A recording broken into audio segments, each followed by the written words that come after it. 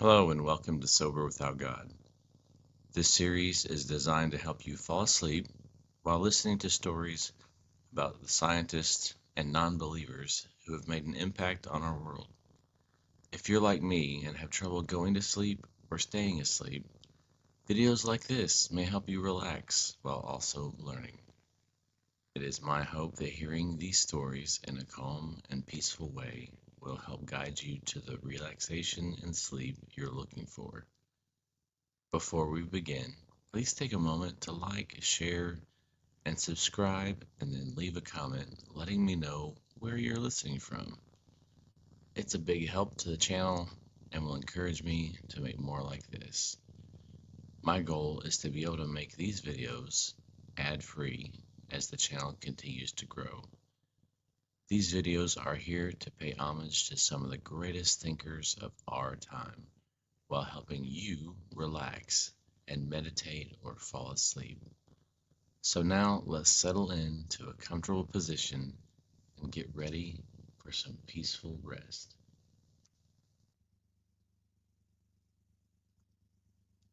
Hello and welcome. Tonight we begin a journey through the life of Madalyn Murray O'Hair, a woman who would become one of the most outspoken and controversial figures in American history. To some, she was a hero of freedom.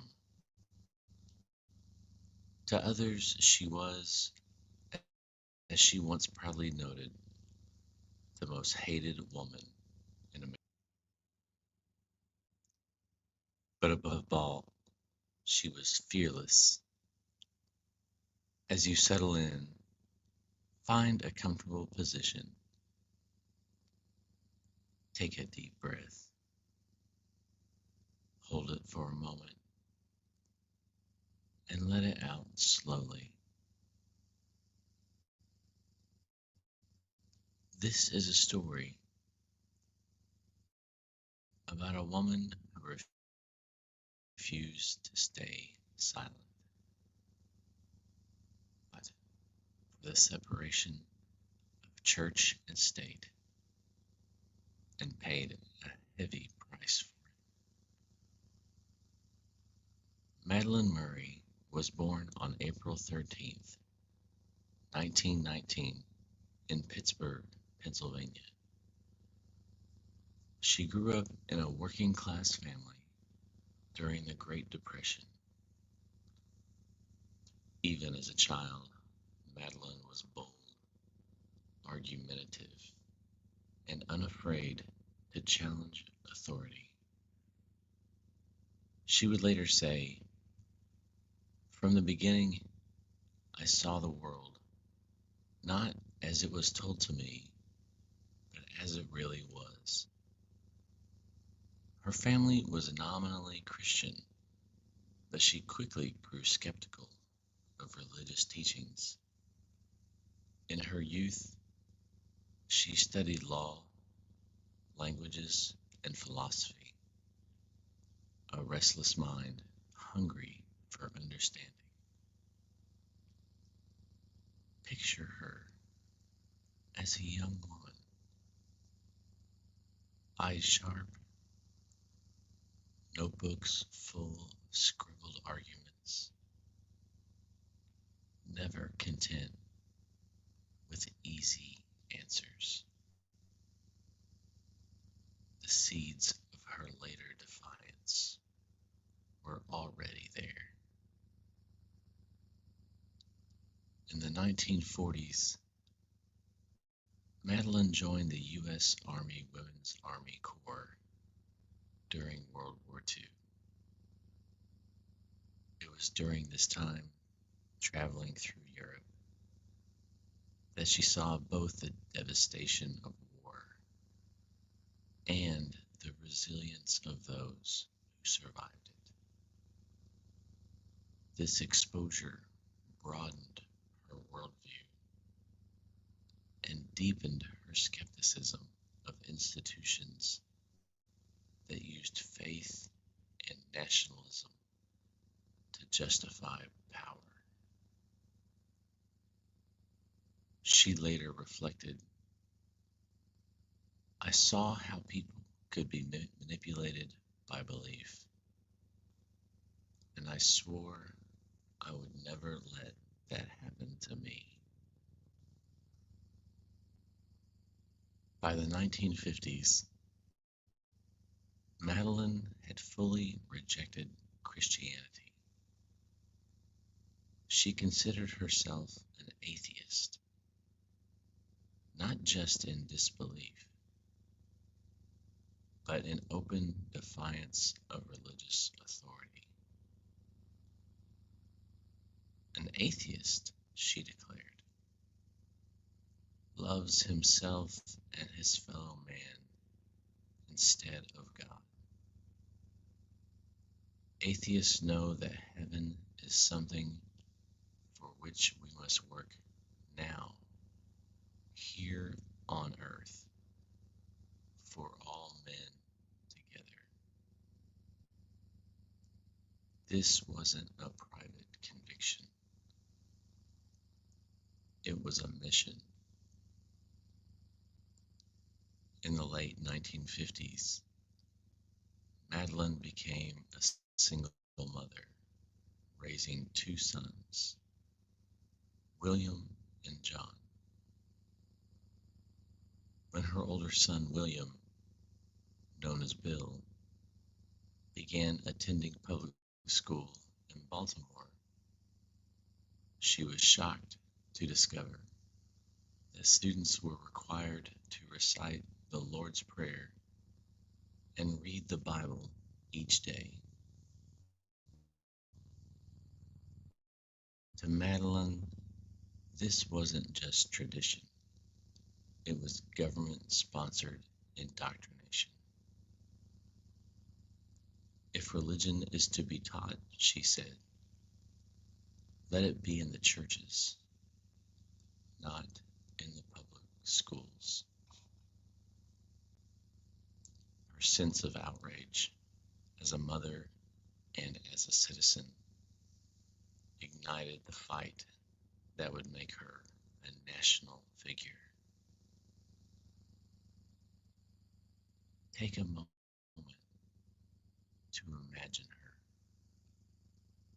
her, a working class single mother, staring down an entire system that had normalized what she saw as a violation of freedom. She didn't hesitate.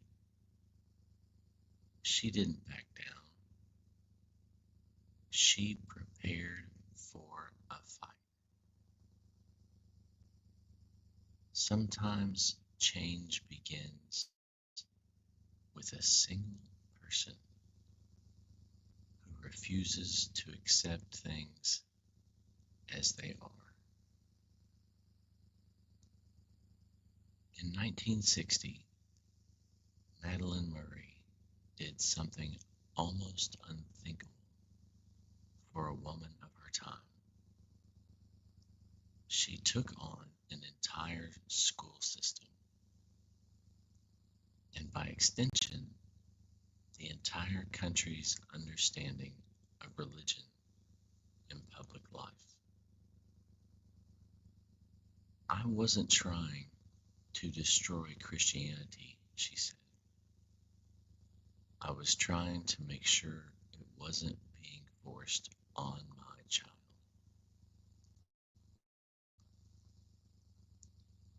When Madalyn discovered that her son Bill's school required students to read from the Bible and recite the Lord's Prayer each morning, she was furious.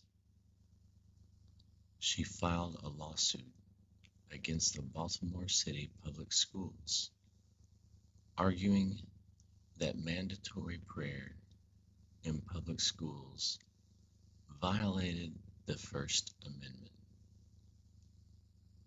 It was a bold, unprecedented move. Religion belongs in churches and homes, she argued. not in classrooms funded by taxpayers of all beliefs or none. The case, Murray versus Curlett, would eventually be combined with another, Abington School District versus Shemp, and make its way to the U.S. Supreme Court. Imagine the weight of that moment. A single mother, untrained in law, walking into one of the highest courts in the land to challenge centuries of entrenched religious tradition. Madalyn's arguments were clear and unapologetic. She said, if God is everywhere, then he does not need to be in the schools. But my child does not need to be coerced into worshiping a God he does not believe in. In 1963, the Supreme Court ruled 8-1 in her favor. It was a seismic decision. Mandatory prayer and Bible readings in public schools were declared unconstitutional. The victory was historic, but it came at a cost. Madalyn was vilified in the media. She was labeled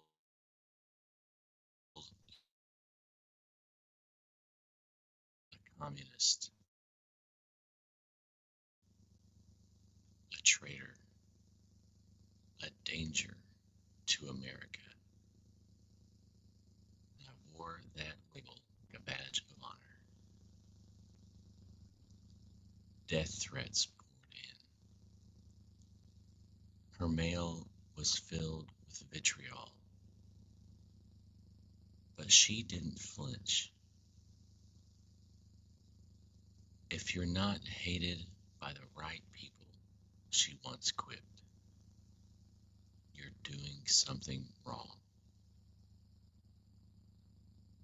Picture her in those years. Calm, defiant, standing before cameras and microphones, her chin raised as a storm of outrage swirled around her. She wasn't trying to be liked. She was trying to be heard. For Madalyn, this wasn't just about one school. It was about the principle of separation between church and state,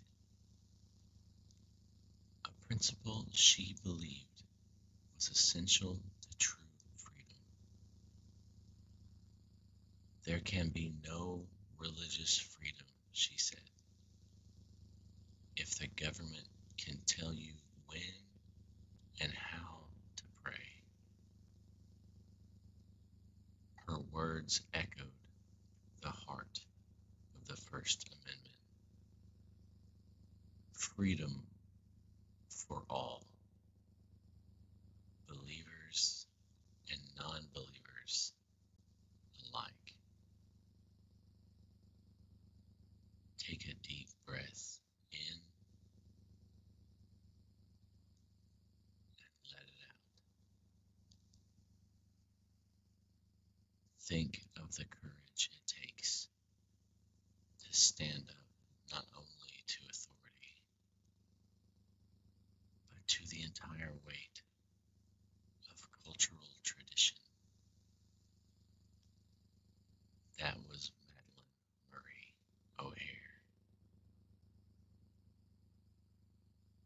courage isn't the absence of fear.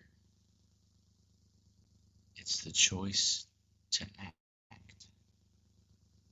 even when fear is all around you.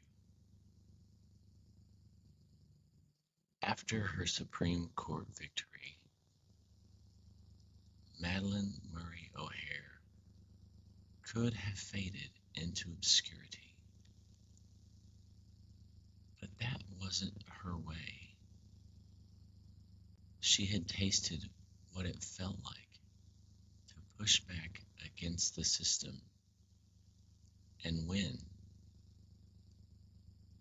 and she wasn't finished.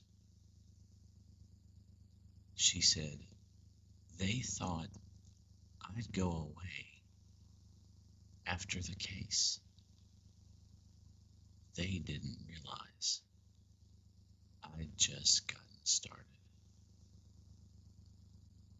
In 1963, Madalyn founded American Atheists, an organization dedicated to fighting for the separation of church and state, promoting atheism, and defending the rights of non-believers. She saw it as a way to turn personal outrage into a national movement. Atheists are not second-class citizens, she declared. We have the same rights as everyone else, and I intend to make damn sure we get them. Her unapologetic tone was magnetic for some and infuriating for others. Picture her at a podium, microphone in hand, her voice clear and unwavering. She wasn't there to make people comfortable. She was there to tell them the truth as she saw it. Madalyn was not a polite reformer. She was loud, brash, and unafraid of confrontation. Religion is a crutch, she once said, and I do not believe in crutches. I believe in standing on your own 2 feet. She didn't just criticize religious practices. She openly mocked them. She once quipped, "2 hands working can do more than 1,000 clasped in prayer." It was exactly this boldness that made her such a polarizing figure. In the 1970s and 80s, Madalyn became a frequent guest on talk shows, often sparring with preachers and Christian commentators. She thrived in these fiery exchanges, smiling as her opponents sputtered. "They want me to shut up," she said, "but I've never been good at doing what I'm told." This visibility brought her a platform, but also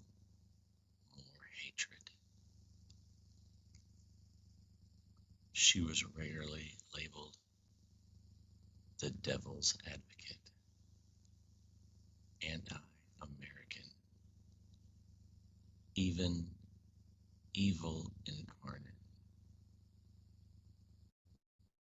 And yet, she embraced those labels. If fighting for my rights makes me evil, she said, then so be it. I'd rather be evil than obedient. Take a breath. Imagine having the entire religious establishment lined up against you and still showing up day after day to fight. That was Madalyn's way. Even within the atheist movement, Madalyn drew criticism for her confrontational style. Some accused her of being abrasive, even authoritarian in her leadership of American Atheists. But for Madalyn, civility was never the goal. I'm not here to make friends, she said. I'm here to make change. Love her or hate her, you could not ignore her. Being liked is optional. Being heard is not. Madalyn Murray O'Hair didn't just reject belief in God. She built an entire worldview around that rejection.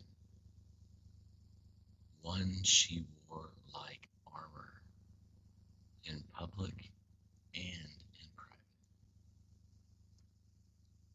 An atheist, she said,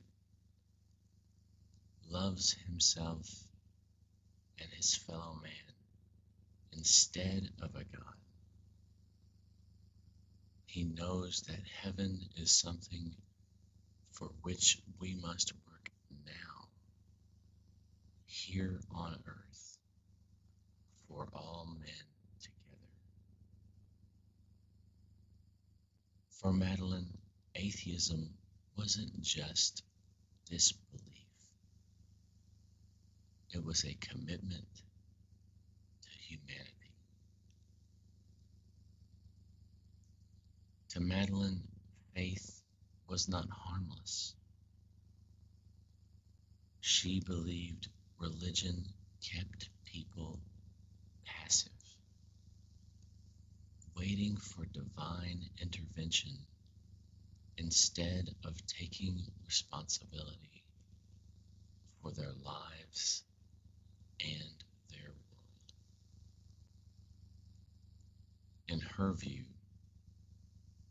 atheism meant owning your existence fully and unapologetically.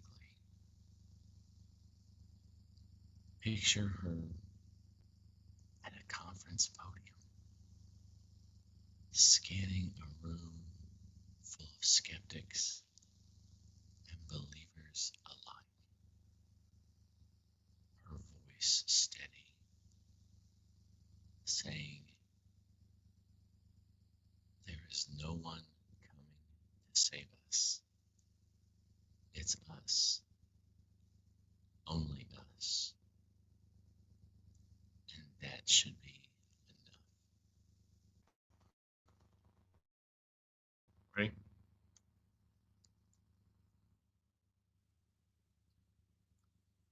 Madalyn rejected the idea that morality required religion.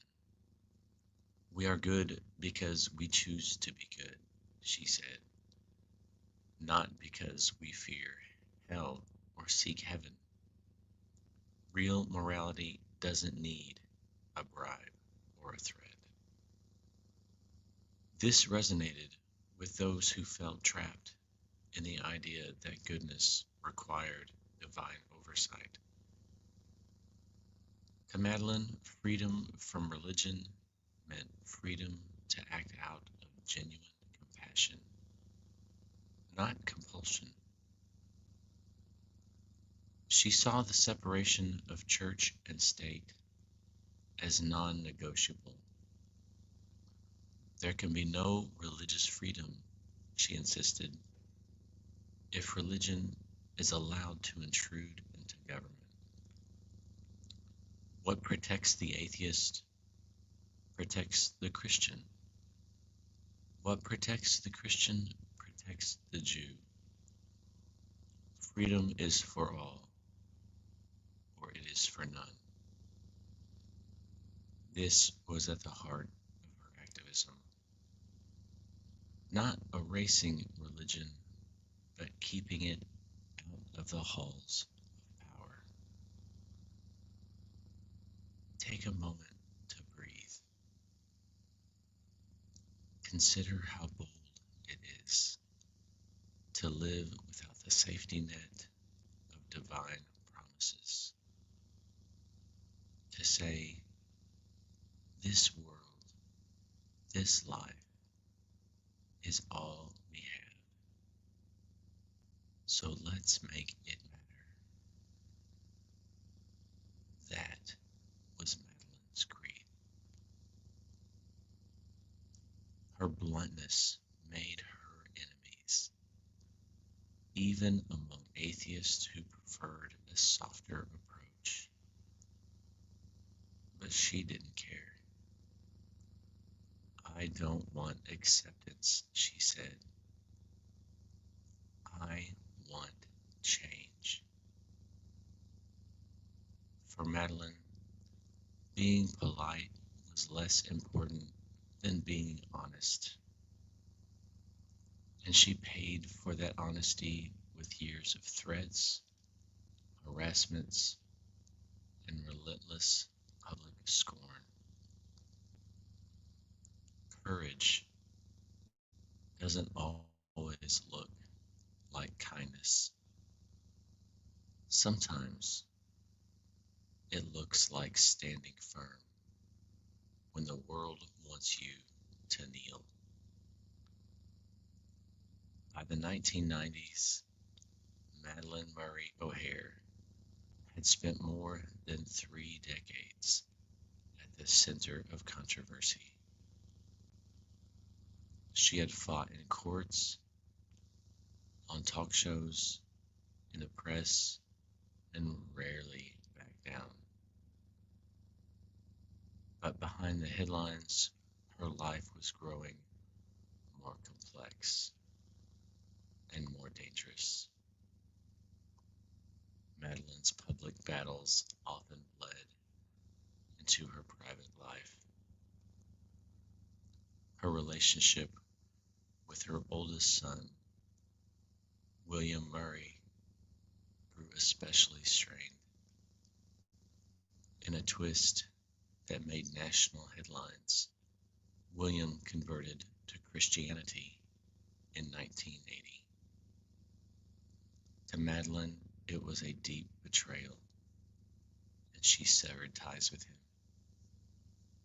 William would later become one of her harshest critics, publicly speaking against his mother's work. It was a painful fracture that never healed. Imagine the weight of that. The woman who had fought for her son's freedom to not pray in school, losing him to the very faith she had spent her life opposing. For decades, Madalyn lived under constant harassment, death threats, break-ins, and surveillance. She wore the label most hated woman in America with pride, but it came at a cost. If you're hated for doing the right thing, she once said, then maybe hate is the highest compliment. Still, the tension took its toll. In August of 1995, Madalyn, her younger son, John Garth Murray, and her granddaughter, Robin, suddenly vanished. American Atheist staff found their offices ransacked and bank accounts emptied. For years, speculation ran wild. Had they fled? Were they hiding? But the truth was darker. It was eventually revealed that Madalyn, John, and Robin had been kidnapped, extorted, and brutally murdered by David Roland Waters, a former employee with a criminal record. Their bodies weren't discovered until 2001, buried on a remote ranch in Texas. The news stunned even those who had despised her. Take a deep breath. This woman who had spent her life unafraid of public outrage would face down courts and churches and Congress, met an end as senseless as it was cruel. And yet her voice still echoes. In death, Madalyn became more than the most hated woman in America. She became a symbol of what it costs to live without compromise. I want people to understand, she once said, that atheists are not monsters. We are human beings who want the same freedom, the same dignity as anyone else. Her story remains a reminder that standing for your convictions often comes with risk,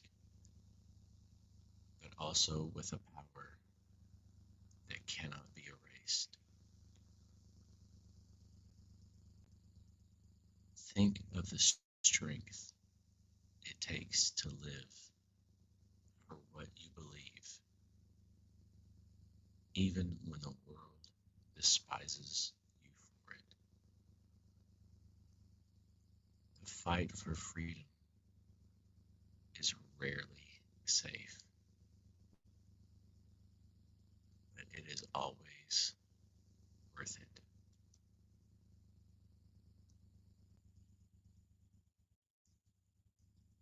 Now we will reflect on some quotes from Madalyn Murray O'Hair.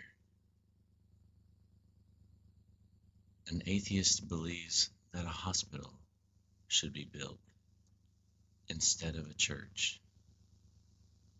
An atheist believes that deed must be done instead of prayer said. An atheist strives for involvement in life and not escape into death. He wants disease conquered, poverty vanished, war eliminated. I'll tell you what you did with atheists for about 1,500 years. You outlawed them from the universities or any teaching careers, besmirched their reputations, banned or burned their books or their writings of any kind, drove them into exile, humiliated them, seized their properties, arrested them for blasphemy. You dehumanized them with beatings and exquisite torture, gouged out their eyes, slit their tongues, stretched, crushed, or broke their limbs, imprisoned them, stabbed them, hanged them, burnt them alive. And you have nerve enough to complain to me that I laugh at you. I told my kids I just want 3 words on my tombstone. If I have one, I'll probably be cremated. One is woman. I'm very comfortable in that role. I've loved being a woman. I've loved being a mother. I've loved being a grandmother. I want 3 words. Woman, atheist, anarchist. That's me. Atheism may be defined as the mental attitude which unreservedly accepts the supremacy of reason and aims at establishing a lifestyle and ethical outlook verifiable by experience and the scientific method, independent of all arbitrary assumptions of authority and creeds. I don't care whether I succeed or whether I fail, as long as I'm trying. I hope that I succeed. On the issue of censorship of pornography and rock music, do you see that as a religious issue too? Yes, I do. Incidentally, I don't like rock music. I never have liked it. I have never understood it. And I can't hear the lyrics. I think that most people can't hear them either. I'm still stuck with Chopin and Beethoven and Bach and all those old ones. The whole point is, I feel that everyone who wants to say anything, do anything, should be able to say anything or do anything within the limits of not hurting another person. And I don't see how rock music hurts anybody, or I don't see that pornography hurts anybody. Oh, one of the things that I am most proud of is that people can say, I am an atheist in the United States today, without being called a communist atheist or an atheist communist. I separated those 2 words. I think that's probably the best thing that I did. The other thing, of course, is that we are developing something that we call modern atheism or American atheism, which is entirely different from the materialism of the Greek philosophers.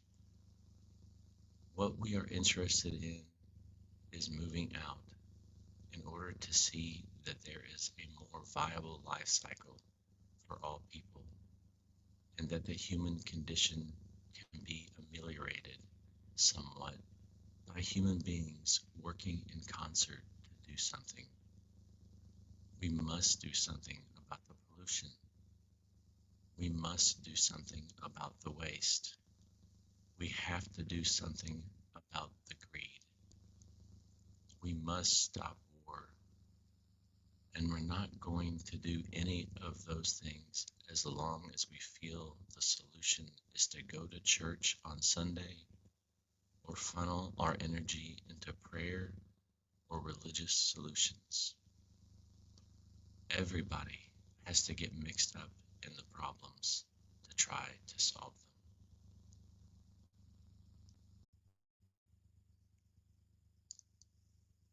Religion has ever been anti-human, anti-woman, anti-life, anti-peace, anti-reason, and anti-science. The God idea has been detrimental not only to humankind, but to the earth. It is time now for reason, education, and science to take over. The agnostic is gutless and prefers to keep one safe foot in the God camp. No God ever gave any man anything, nor ever answered any prayer at any time, nor ever will. Religion has caused more misery to all of mankind in every stage of human history than any other single idea. I don't feel that people should glom on to other people. I feel that relationships should be nice and easy and convenient and happy and not strictured with legality or jealousy. The churches rose to power on the income from tax-free property. What earthly or heavenly right have they got to enjoy a privilege denied to everyone else, even including nonprofit organizations? None. My contention is that with churches exempted from property taxation, you and I have to pay that much more in taxes to make up for what they're not contributing.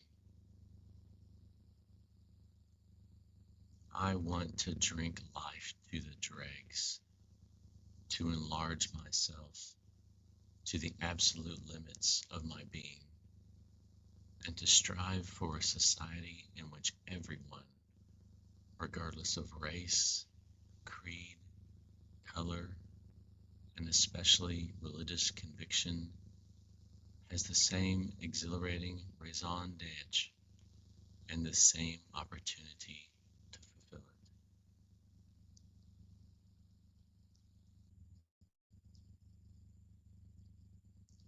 it. And so our journey with Madalyn Murray O'Hair comes to an end. We have followed her from a fiery young skeptic to a mother who took her outrage all the way to the Supreme Court, to the bold founder of American Atheists, and to a woman who faced the full weight of a nation's scorn and still refused to bend.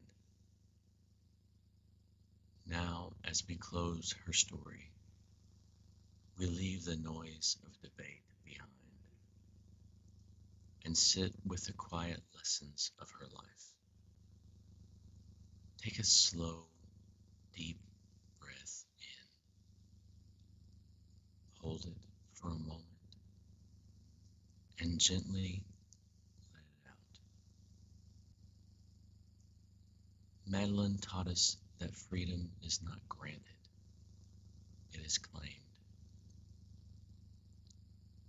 That questioning authority, even when the world calls you wrong, can be an act of courage. There can be no religious freedom, she said, if religion is allowed to intrude into government. Freedom is for all, or it is for none. As you breathe and relax, let that truth settle. Your freedom to think, to believe or disbelieve, is yours to protect. Madalyn often stood by herself against courts, churches, and an angry public. She was not always graceful. She was not always easy to love, but she was unafraid to stand alone. If you're not hated by the right people, she said, you're doing something wrong. As you rest, think of the times you stood for something, even when no one else would.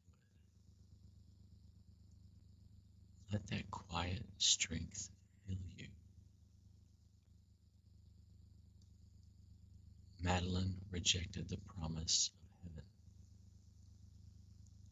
For her, meaning had to be made here,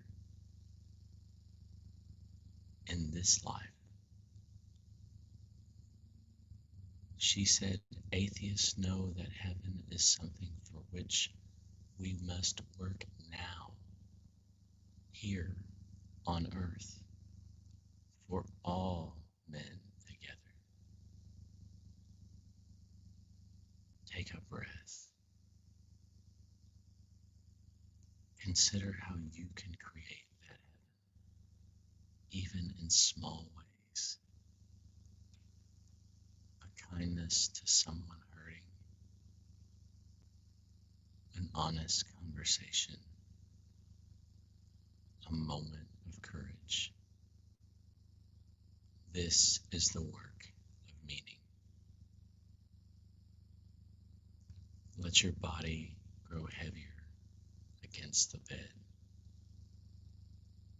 Notice how your breath rises and falls. You are here. You are alive. And this moment is enough. Madalyn's voice is gone now, but her message endures. That belief should never be forced. That freedom belongs to all of us. And that questioning authority is not rebellion. It is responsibility. As you drift towards sleep, let her story be a reminder. You are free to think. You are free to doubt. You are free to build a life of your own making. Take one last slow breath in. Hold and release. Let the tension leave your body. Feel the weight of your thoughts grow lighter. The questions can wait until tomorrow. For now, there is only rest. You are safe. You are free. And you are enough.